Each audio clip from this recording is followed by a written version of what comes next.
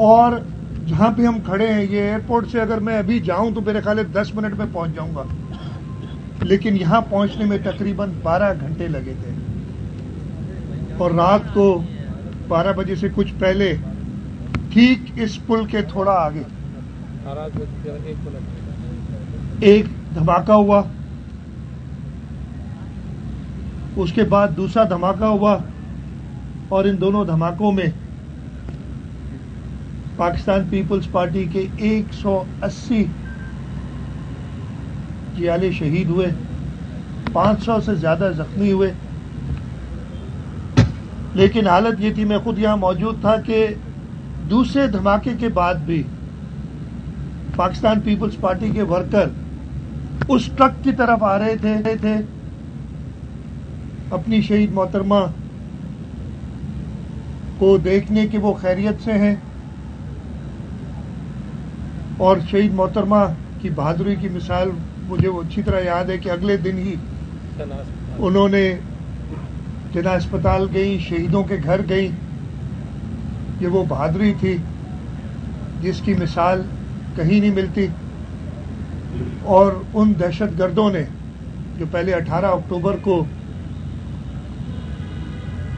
ये हौलनाक वाक़या किया था, उसके बाद जहां हमें शवाहिद मिलते हैं कि कई बार और कोशिश की मोहतरमा को शहीद करने की, और वो अंधोनाक वाक़या फिर रावलपिंडी में 27 दिसंबर को पेश आया, जब शहीद मोहतरमा हमसे बिछड़ गई। आज का दिन एक यादगार दिन होने के साथ साथ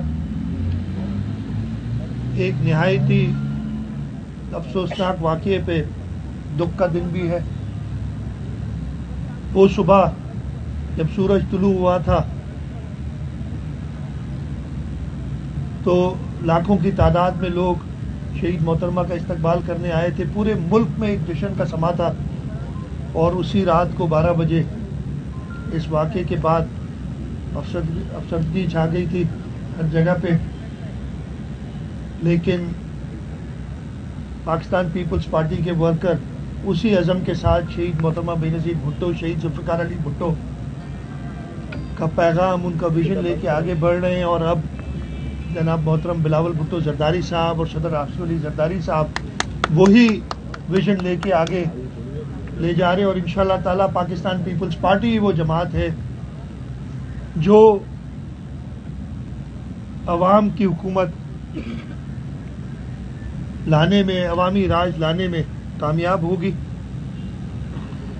हम हर साल 18 अक्टूबर को अपने शहीदों की याद में यहाँ कारसाज तशरीफ लाते हैं। हमने अपने शहीदों को नहीं भूला था। उन शहदा को हमने जो तदफीन गढ़ी खुदा बख्श कब्रिस्तान में उनकी की थी, और उनके जो फैमिलीज़ हैं, मुझे याद है उस वक्त ही शहीद मोहतरमा बेनज़ीर भुट्टो ने उसी वक्त एक अकाउंट, और मैं उसका खुद उस अकाउंट में एक सिग्नेटरी मैं भी हूँ खुद, उन्होंने कहा था, हम हुकूमत में नहीं थे लेकिन उन्होंने कहा था कि जी हमने इनका ख्याल रखना है। और हमने उसी वक्त उन शहदा की फैमिली का ख्याल रखा था। और इंशाअल्लाह ताला पाकिस्तान पीपल्स पार्टी इन अपने जाले वर्कर्स, इन शहीदों की वजह से ही आज जिंदा है। और इंशाअल्लाह ताला हमेशा शहीद जुल्फ़िकार अली भुट्टो, शहीद मोहतरमा बेनज़ीर भुट्टो का विजन, उनकी अवामी खिदमत का जो सबक है वो लेके ही आगे बढ़ेगा। एक एक करके कर ले। जी, इस वाक़ये में आप भी जख्मी हुए थे, हमें याद है, और कई दिनों तक शायद उसके बमों के जो छुरे हैं वो आपके जिस्म में रहे। लेकिन ये वाक़या हो गया, उस वक्त के वजीर आला ने एक बयान दिया था कि ये रैली आधी रात के बाद खत्म हो जाएगी, और वो उसका बयान साबित हुआ और रैली आधी रात के बाद धमाकों की नजर हो गई। उसके बाद आज तक इनके मास्टरमाइंड और बयान देने वाले से कभी पुलिस ने ये नहीं पूछा कि अरबाब गुलाम रहीम, तुम्हें ये इन्फॉर्मेशन किसने दी कि आधी रात के बाद यहाँ धमाके हो गए? इन्वेस्टिगेशंस प्रॉपर हुई थी। उस वक्त भी हम जो खासतौर पे पिंडी वाला वाकया था उसकी, इधर भी आपको पता है कि उसी वक्त इन्होंने वो जाए वकू को धो डाला और सारे शवाहिद मिटा दिए। ये एक साजिश थी, वो तो इसमें कोई शक ही नहीं है। लेकिन उसी शख्स जिसका आपने नाम लिया, उसका फिर उसके हल्के के अवाम ने जो हाल किया है वो आप सबने देखा है। तो हम तो जनाब चेयरमैन बिलावल भुट्टो जरदारी साहब ने मेरे ख्याल 29 दिसंबर थी जब प्रेस कॉन्फ्रेंस की थी मोहतरमा शहीद के सोहम के बाद, और उन्होंने कहा था कि democracy is the best revenge, और लोगों ने उस शख्स को सबक सिखा दिया। वो दर दर फिरता है, मारा मारा फिरता है, उसको इवन उसके हल्के के अवाम, फिर पिछली बार तो पता नहीं 3-4 हल्कों से खड़ा हुआ था और हर जगह से वही हालत हुई उसकी, फिर बाई इलेक्शन में भी खड़ा हुआ था, फिर भी वही हालत हुई। तो ये तो जवाब उधर ही से मिल गया, डेमोक्रेसी इज द बेस्ट। अच्छा सर, ये बता दें कि 15 साल बीत गए, बड़ा एक तारीख वाकया है, इसको मुंतकी अंजाम तक मजीद कितने साल लगेंगे पहुंचाने में? ना अभी तक कातलों का पता चला, ना किसी को सजा मिली, इतने सारे शोधा की तारीख आपके पास है। तो ये मतलब आप हुकूमत में होते हुए भी कोई, आप भी इमरान खान की तरह बेबस हैं, क्या है? नहीं, बेबस की बात नहीं है। जो शवाहिद अगर मिटा दिए जाए उसी वक्त, आप खुद सोचें ये साजिश के तहत ना सिर्फ यहाँ बल्कि पिंडी में जाए वकू को उन्होंने उसी वक्त वॉश कर दिया, सारे शवाहिद मिटा दिए, रोड खोल दी गई, इतना बड़ा वाक़या हुआ, 180 लोग शहीद हुए। लेकिन उस पर रिएक्शन, और उसके बाद हम जब FIR कराने गए उस पर बड़ी उन्होंने तकालीफ दी। मुझे अच्छी तरह याद है 2016 में मैं जब चीफ मिनिस्टर बना था, उस वक्त जो CDD के हेड थे उनको मैंने दोबारा कहा था और सारी उन्होंने एक बार और तहकीकात की थी। लेकिन इतनी, जैसे मैंने बताया कि जब एक मुनज़्ज़म तरीके से पहले दिन, और नामों के बारे में सबको पता है कि कौन थे इसके पीछे। और मैं फिर जैसे अभी पहले आपसे पहले सवाल में इसमें बता दिया कि चेयरमैन बिलावल भुट्टो जरदारी साहब के कहने के मुताबिक जमहूरियत ने उनसे इंतकाम ले लिया, उन सब से। वो सब अब यहाँ पे जो है भुट्टो शहीद का नाम, शहीद मोहतरमा बेनज़ीर भुट्टो का नाम जिंदा है, उनको लोग बुरे नामों से ही याद करते हैं। यही ये बता दीजिएगा शाहब, ये बता दीजिएगा इमरान खान ने कल कहा है कि कराची में जो मलीर से पीपल्स पार्टी जीती है वहाँ धांधली की गई, और जो इलेक्शन कमिश्नर सिंध है वो सिंध हुकूमत के बना हुआ है, सिंध हुकूमत का चाहिता, और मैं चाहता हूँ कि ये इलेक्शन दोबारा हो और धांधली फ्री हो। क्या मेरे भाई, मुझे समझ नहीं आती इस शख्स की, अपने पाँव पे खुद कुल्हाड़ी मारता है, अपनी पार्टी के का खुद जनाजा निकालता है, और फिर भी लोग उसके। आप मुझे एक छोटी सी बात बताएं, देखिए इस मुल्क में है जमहूरियत,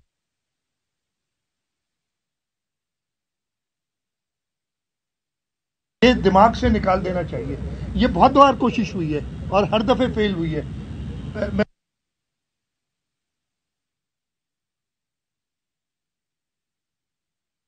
उन्होंने जाके कहा था, और उसके इख्तिताम किस चीज पे हुआ? वोट ऑफ नो कॉन्फिडेंस, एक जमहूरी तरीके से। अच्छा, ये शख्स जो है इसने पहले रिजाइन कर दिया। जब 7-8 रेजिग्नेशन एक्सेप्ट हुई तो सब हर सीट पे खुद खड़ा हो गया। चलो जीत भी गया, 6 सीटों पे जीत गया था, फर्क क्या पड़ा? 0। PTI का स्कोर क्या है? 0। भाई MLA तो तुम ऑलरेडी हो, तुम हो नहीं सकते।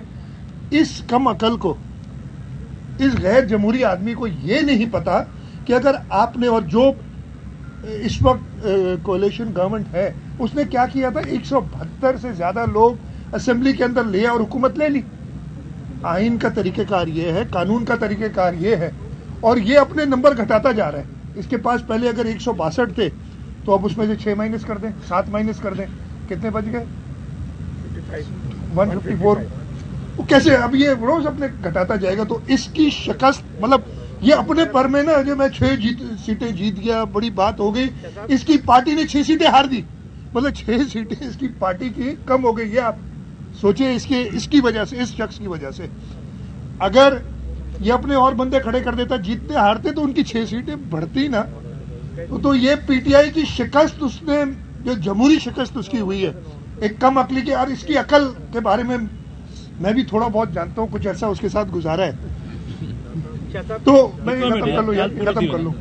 मैंने उसके साथ कुछ अर्सा गुजारा है, उसकी अकल के बारे में जानता हूँ। ये उसी की सोच हो सकती है।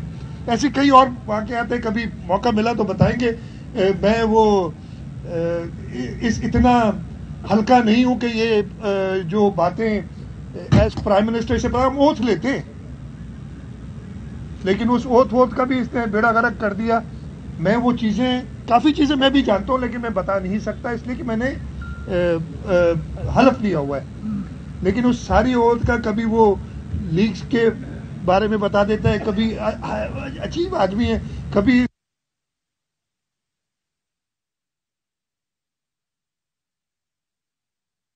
इस्लामाबाद में तो यार बहुत है। इस्लामाबाद में तो पीपल्स पार्टी के वफाकी वज़रा हैं, इस्लामाबाद में प्राइम मिनिस्टर हैं। मतलब हिम्मत है नहीं, अकल है नहीं, अपनी पार्टी को डिबोता चला जा रहा है।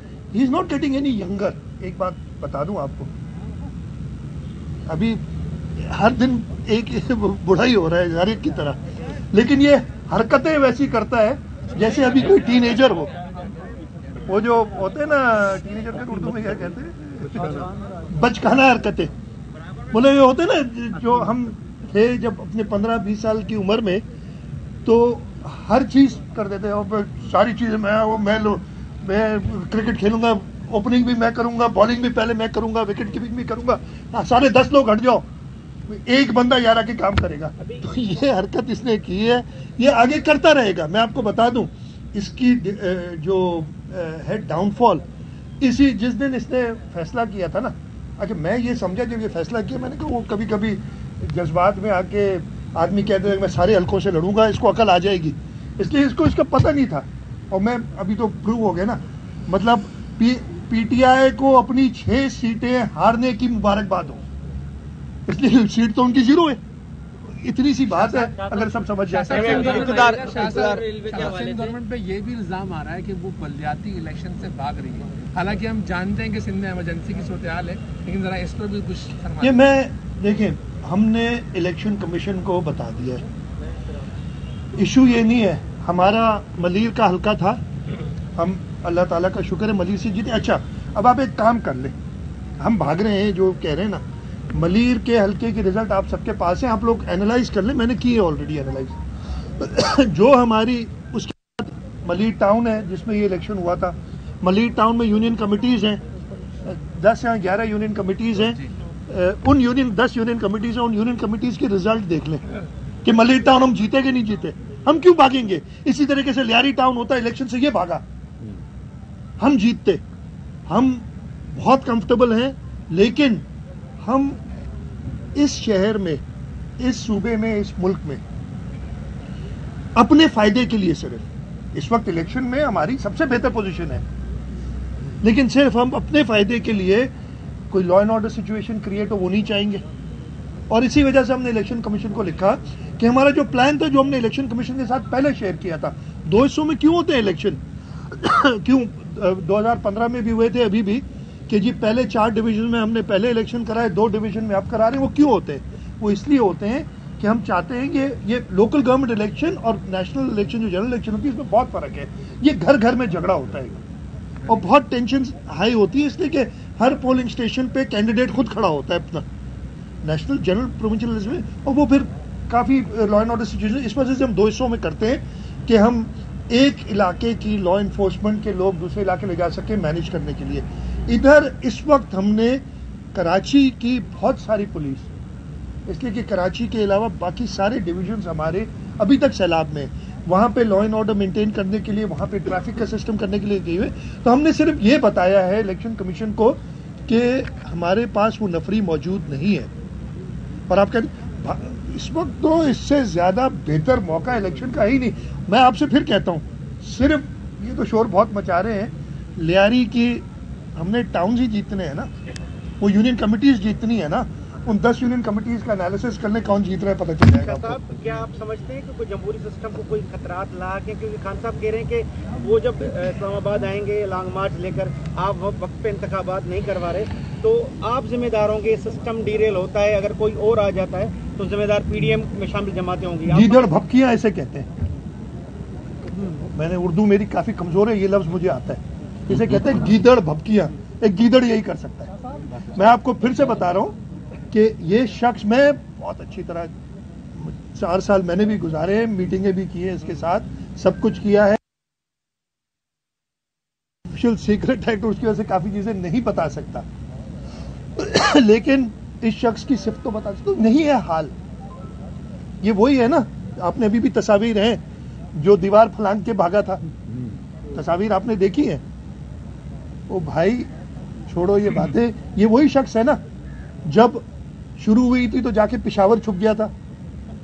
मैं अभी बातें जो थोड़ी बहुत मैं अगेन लोगों से यही करूंगा कि इसको, ये वही शख्स है जिसको 4 साल तक पहली सेशन में बिलावल भुट्टो जरदारी साहब ने कहा सिलेक्टेड पीएम, इसने तालियां बजाई थी अब खुद कहता है मैं सिलेक्टेड पीएम था, मैं तो जी कुछ नहीं।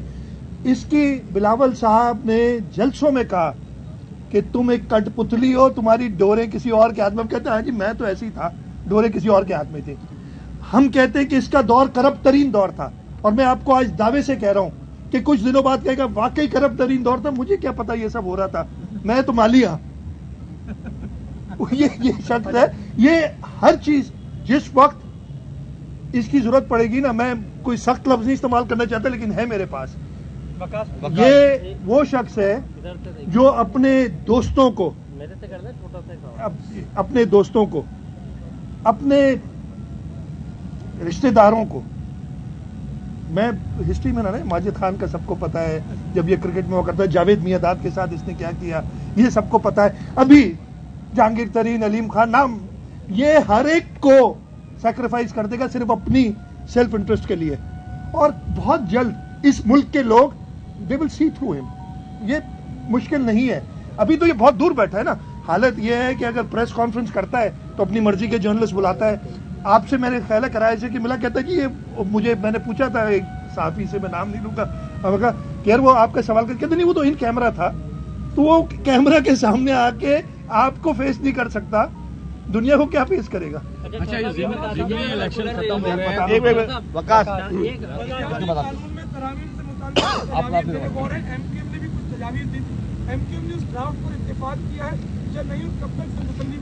नहीं, हमारे पास वो कुछ इत्तेफाक हो गया है, उसको हम लीगली देख रहे हैं, और जो नॉर्मल प्रोसेस देखें, हमने खुद कहा था इस ड्राफ्ट को लाके कि इसमें बेहतरी की गुंजाइश है, और हम हर पॉलिटिकल पार्टी पीटीआई को भी सिफारिशात देनी है तो दे। हाँ, जो हम समझेंगे, जो हुकूमत समझेगी, जो प्रोविंशियल असेंबली समझेगी दुरुस्त है, वो सिफारिशात मंजूर करेगी। बता दीजिएगा सर्कुलर रेलवे जो है उस पर काम बंद हो गया है, उसका क्या स्टेटस है, और सिंध हुकूमत उस पर फंडिंग करनी थी क्या? बहुत अच्छा सवाल किया। सर्कुलर रेलवे 2016 में से पाकिस्तान पीपल्स पार्टी की सिंध हुकूमत ने रिवाइव किया था। उस वक्त के वजीर आजम को दिसंबर 2016 में कहा कि जी इस सर्कुलर रेलवे को आप बना सकते हैं सिर्फ उस मोड में कि जो ऑरेंज ट्रेन जिस तरीके से बनाई है आपने लाहौर में, उस तरीके से बना सकते हैं। उस वक्त के वजीर आजम ने इत्तेफाक किया, इन प्रिंसिपल अग्री, ये सारे खतूत और सब मौजूद है। उसके बाद में 29 दिसंबर 2016 को चाइना गया और चाइनीज गवर्नमेंट से उनकी जो जेसीसी होती है उसमें इन प्रिंसिपल एग्रीमेंट कराई 3 महीने के अंदर। वो लंबी कहानी है। ये माशाल्लाह ये हुकूमत आई, उसने पता नहीं कभी कहते हम पब्लिक प्राइवेट पार्टनरशिप में, कहते सिंध नहीं करे वफाक करेगा।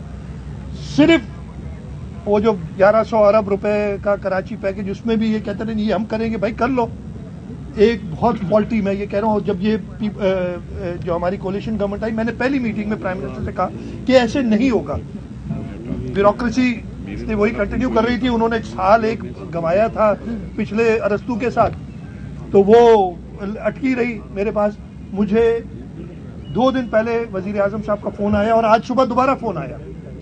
उन्होंने कहा है कि अगली जब भी चाइना की उनकी ट्रिप होगी उसमें चाइनीज गवर्नमेंट ने खुद लिखा है कि हम ऑरेंज ट्रेन के तरीक़ेकार पे केसीआर करना चाहते हैं, ईपीसी प्लस फाइनेंसिंग, जिसके अंदर बिडिंग होगी और एक कॉन्ट्रैक्टर होगा, जैसे ऑरेंज ट्रेन हुई थी उसी पैटर्न। जो मैं पहले दिन से 2016 से, कितने साल हो गए, 16 से 22, 6 साल तकरीबन, 6 साल गंवाए हमने, मैंने गंवाए। आप इसको कह लें, मैं नहीं, ऐसे लोगों से जो मैंने कहा ना ऑफिशियल सीक्रेट्स एक्ट की वजह से पता नहीं चलता अखिल के बारे में, तो गंवाए। प्राइम मिनिस्टर ने आज सुबह मुझसे दोबारा पिछले 4 दिन में 2 बार बात कर चुके हैं। कल हम मीटिंग भी कर रहे हैं और इंशाल्लाह ताला जो 2016 में हमने कहा था, इसलिए और तरीका नहीं है, पब्लिक प्राइवेट पार्टनरशिप में करेंगे। $3 अरब का प्रोजेक्ट, सवाल ही नहीं पैदा होता। We don't have this finance, वो लंबी बात हो जाएगी। तो खुशखबरी है सबके लिए इंशाल्लाह ताला। है बहुत अफसोसनाक बात कि 6 साल तकरीबन हमने गंवा दिए, लेकिन हमारा एक्सरसाइज काफी पूरी है।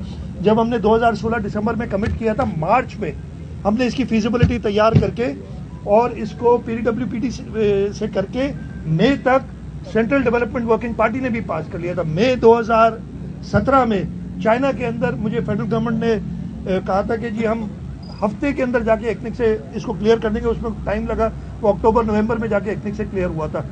अनफॉर्चुनेटली ये जब हुकूमत आई तो उनका काम है ना, ये समझते हैं कि कुल अकल है और अकल जीरो है। हर चीज पे उनको हर चीज पे महारत हासिल है। हम ये नहीं कहते, हमारी हमेशा तरीकेकार ये रहा है कि जिस शख्स को जो चीज आती है पहले उससे सलाह मशवरा करे और जैसे वो एडवाइस करे वैसे आगे बढ़े। ये अपने आप को कुल अकल समझते हुए उन्होंने हर चीज जानती है और इन्होंने इस प्रोजेक्ट का कबाड़ा निकाला। 5 साल इसको कम से कम डिले किया और ये कराची के लोग इनसे हिसाब मांगे कि जी। वज़ीर आला सिंध मीडिया से गुफ्तगू करे थे।